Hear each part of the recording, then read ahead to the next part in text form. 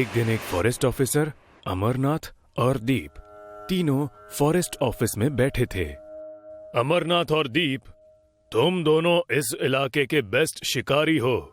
मैंने तुम्हारा record check किया है, इसलिए तुम्हें यहाँ बुलाया गया है।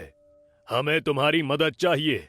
इस जंगल में भेड़िए बहुत बढ़ गए हैं और वो कोई आम भेड़िए नहीं लगते, थोड़े अजीब है। आप फिक्र मत करो सर जी, काम हो जाएगा। कल सुबह तक सारे भेड़िए खत्म हो जाएंगे। पर ये काम आप भी तो कर सकते हैं, हमारी क्या जरूरत है? अरे तुम समझ नहीं रहे हो, हम सरकारी आदमी हैं और इसीलिए हमें जंगल के किसी भी जानवर को मारने की इजाजत नहीं है। ठीक है, पर इसके पैसे? काम होते ही तुम्हें तुम्हारे पैसे मिल जाएंगे। अचानक दीप का ध्यान ऑफिसर के बाएं हाथ पर गया। वहां उसने देखा कि किसी जानवर ने ऑफिसर को पंजा मारा था। ये पंजा किसने मारा आपको? किस जंगली जानवर के साथ सामना हुआ था आपका? अरे नहीं नहीं, ये तो बस प्रैक्टिस करते वक्त लोहे के तार से टकराया था, तभी ये चोट आ गई थी मुझे। दीप को ऑफिसर के जवाब पर पूरा यकीन नहीं हुआ, क्योंकि वो निशान उसे किसी जंगली जानवर का ही लग रहा था। बात खत्म होते ही अमरनाथ और दीप वहां से चले गए। उसी रात अमरनाथ और दीप शिकार करने के लिए जंगल में निकल गए। वो दोनों ही गाड़ी से घने जंगल की तरफ आगे बढ़ रहे थे। अमरनाथ गाड़ी चला रहा था और दीप उसके बगल में बैठा हुआ था। इतनी भी क्या जल्दी थी? क्या हम शिकार करने सुबह नहीं जा सकते थे? नहीं, सुबह शिकार करने में मजा नहीं आता। इसमें मजे की क्या बात है? रात को कितना खतरा होता है। और सबसे जरूरी बात यह है कि ये जंगल और यहाँ के जानवर हमारे लिए नए हैं। कोई खतरा नहीं होता। रात में सब जंगली जानवर सो जाते हैं और तभी उनका शिकार करना आसान होता है। सुबह के वक्त वही जानवर अलर्ट होते हैं और तभी उनसे हमें ज्यादा खतरा हो सकता है। वो सब तो ठीक है, लेकिन अगर कोई जंगली जानवर जाग रहा होगा तो क्या उसे भी हमेशा के लिए सुला देंगे? तू तो बिना बात के डरता रहता है। चुप, कुछ नहीं होगा। दीप बहुत ही डरा हुआ था। अमरनाथ ने जंगल के बीचों बीच गाड़ी को रोक दिया और दोनों गाड़ी से नीचे उतरे। जंगल बहुत घना था, इसलिए चांद की रोशनी भी उन तक ज्यादा नहीं आ रही थी। अमरनाथ ने गाड़ी से 2 बंदूकें निकाली और एक दीप के हाथों में थमा दी और कहा, ये ले बंदूक, फुल्ली लोडेड है। अगर कोई भेड़िया तुझे दिखे तो सीधा शूट कर देना। सुबह तक काम खत्म करना है। और हाँ, अब तू डरना बंद कर, मैं हूं तेरे साथ। चल अब। अमरनाथ और दीप जंगल में आगे बढ़ने लगे। उतने में उन्हें एक भेड़िए के चिल्लाने की आवाज सुनाई दी।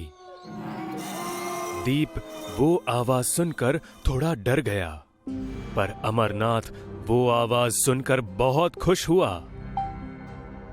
लगता है हम पहुंच गए। चल, भेड़ियों का शिकार करते हैं। अमरनाथ भागता हुआ आगे बढ़ने लगा।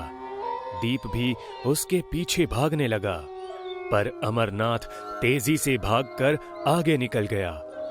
अमरनाथ, अरे मेरे लिए रुको जरा। अमरनाथ! दीप अचानक से रुक गया। उसे अमरनाथ कहीं नजर नहीं आ रहा था। उसने वहीं रुककर आवाज लगाना शुरू किया। अमरनाथ! अमरनाथ! कहाँ है तू? अमरनाथ!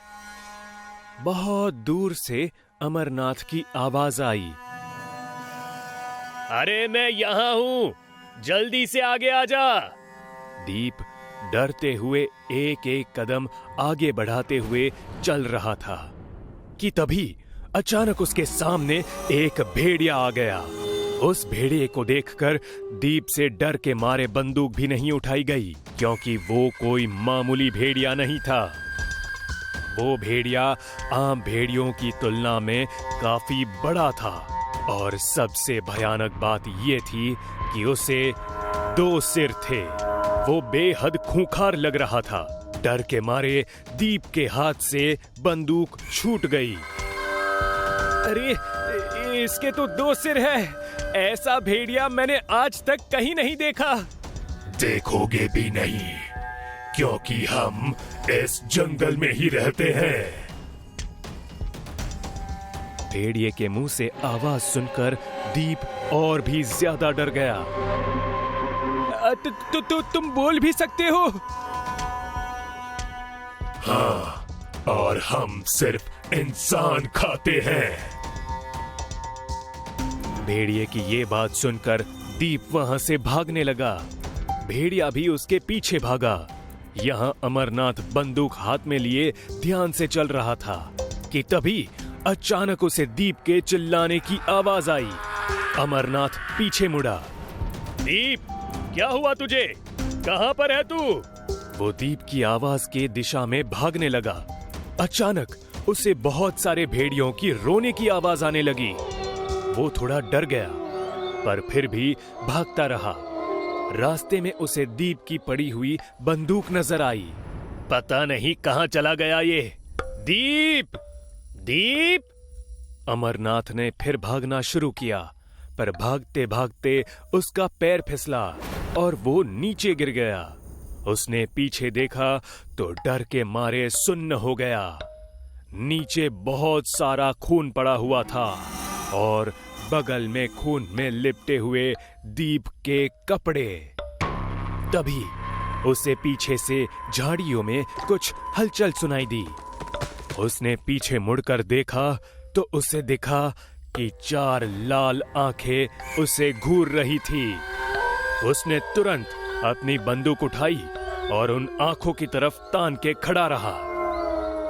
अच्छा, तो तुम 2 भेड़िए हो, आ जाओ। वो 4 लाल आंखें जैसे ही झाड़ियों से बाहर आई, अमरनाथ डर से कांपने लगा। उस 2 सिर वाले बड़े भेड़िए को देखकर अमरनाथ के मुंह से कुछ आवाज नहीं निकली। उस भेड़िए के दोनों मुंह से खून टपक रहा था। वो अमरनाथ की तरफ बढ़ने लगा। अमरनाथ ने हिम्मत करके उस पर एक गोली चलाई, पर वो गोली एक मामूली पत्थर की तरह उस भेड़िए के पेट से टकराई और नीचे गिर गई। उसने दूसरी गोली मारी, पर उसका भी कोई फायदा नहीं हुआ। तुम्हारे इन खिलौनों से हमें कुछ नहीं होगा। भेड़िए की वो भयानक आवाज सुनकर अमरनाथ बुरी तरह से डर गया और उसके हाथ से बंदूक नीचे गिर गई। वो उस भेड़िए से अपनी जान की भीख मांगने लगा। मुझे जाने दो, मैं आगे से इस जंगल में कभी नहीं आऊंगा। इस जंगल में कोई शिकार करने नहीं आ सकता, पर तुम यहाँ तक आ गए। मुझे बताओ, हमें मारने के लिए तुम्हें यहाँ किसने भेजा था? वो उस फॉरेस्ट ऑफिसर ने। उस ऑफिसर को कल ही मार देना चाहिए था, पर वो बच के निकल गया। मुझे लगा हमारे डर से वो जंगल की तरफ फिर से नहीं आएगा, पर मैं गलत था। कोई बात नहीं, तुम्हारे बाद उसको भी खत्म कर देंगे। मतलब उस ऑफिसर को तुम्हारे बारे में पता था, फिर भी उसने हमें यहाँ मरने के लिए भेजा? कल मैंने उसके हाथ पर एक वार किया था, पर वो भाग गया। आज उसके घर में घुसकर उसे मारूंगा। भेड़िया अमरनाथ की तरफ बढ़ा और उसने जोर से उसकी छाती पर पंजे से 2 वार किए। अमरनाथ के कान और मुंह से खून बहने लगा। भेड़िए ने आगे बढ़कर उसके पेट को अपने दांतों से फाड़ दिया और अमरनाथ की वहीं मौत हो गई। उस भेड़िए के मुंह से बहुत सारा खून टपक रहा था। अचानक झाड़ियों में हलचल हुई और बहुत सारी लाल आंखें दिखने लगी। तुम सब इसे खाओ, तब तक मैं उस ऑफिसर को देखता हूँ। आज के बाद कोई भी हमारे जंगल की तरफ आंख उठाकर नहीं देखेगा। इतना कह के वो भेड़िया वहां से भाग निकला और बहुत सारे उसके जैसे दिखने वाले भेड़िए झाड़ियों से आकर अमरनाथ की लाश को खाने लगे। ऑफिसर अपने कमरे में आराम से सो रहा था। तभी उसे कमरे का दरवाजा खुलने की आवाज आई और वो जाग गया।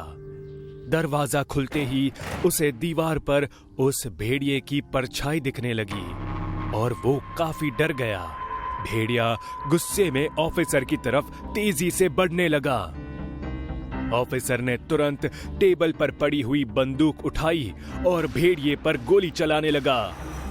भूल गए क्या ऑफिसर, ये मेरा कुछ नहीं बिगाड़ सकती। भेड़िए ने एकदम से ऑफिसर पर छलांग लगाई और एक ही वार में उसे मार दिया। ऑफिसर को मारने के बाद भेड़िया जोर से चिल्लाया। उस हादसे के बाद उस जंगल की तरफ कोई भी इंसान जाने से डरने लगा। पर भूख लगने पर वो भेड़िए इंसानों की बस्ती में आकर लोगों को खाने जाते थे।